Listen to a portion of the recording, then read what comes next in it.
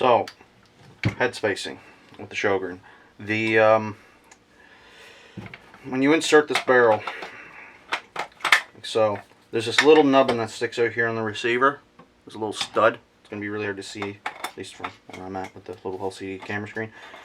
That little stud locks into a little groove here on the locking wedge and on this collar, or these locking, I don't know what the hell you call it. Anyway,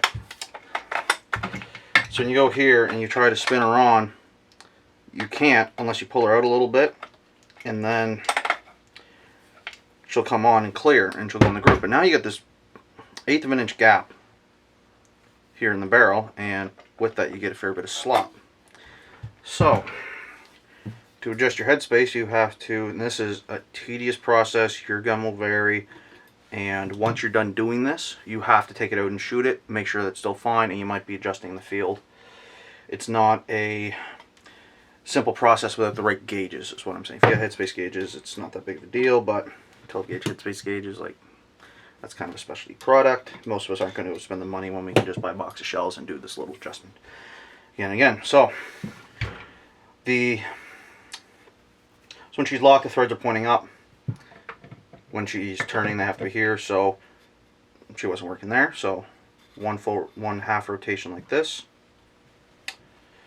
Put this locking block back in.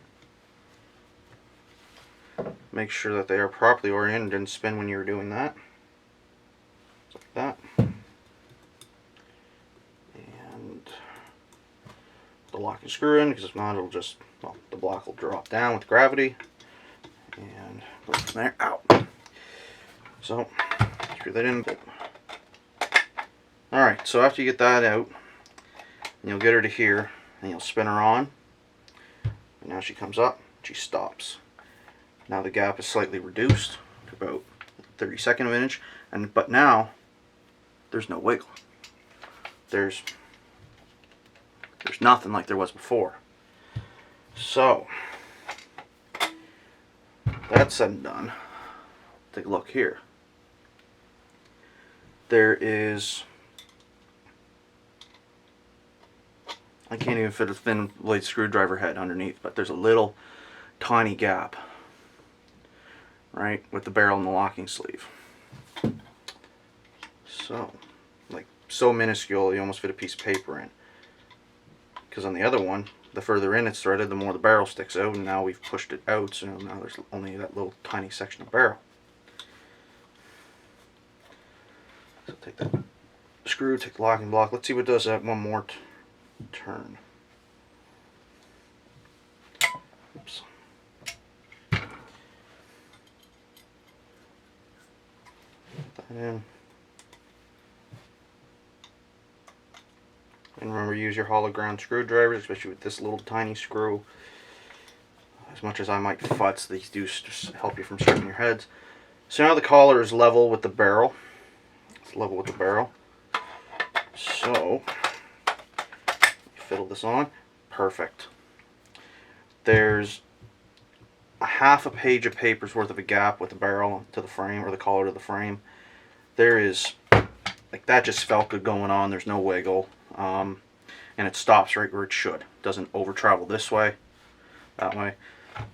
And that comes off. Set her on. And there. So that's good. So I would say that's pretty friggin' close. At this point, this is when you take it out to test shoot it. When these came out, they were designed for old paper hauls. Federal did a run of these during COVID. I got some in quantity. So that's what I personally will be using. You can also get these Kent light recoil rounds. They're 2.5 inch with a 3/4 charge and size and shot 8, low brass.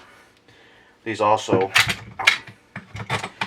work just fine because this gun is rated for 2.5 inch, which is when the crimps expanded out like that. This was shot in my other barrel, so this is going to be a little tight, especially with the little scale in the chamber, but you get the idea.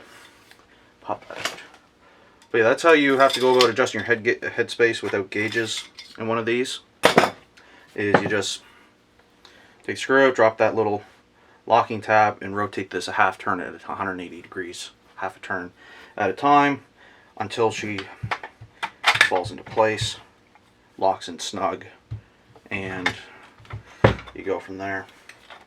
So for reference, this gun's serial, I think I mentioned in a previous video, must be there, it's in the barrel, is number 1230. This barrel, this extra barrel I got, is off of 4160, so the later end of production versus the early bit of production. And parts are interchangeable on these, which is good to know. Even the wood's all interchangeable, right? So the stock of this one doesn't even have any cracks, which is nice. But anywho.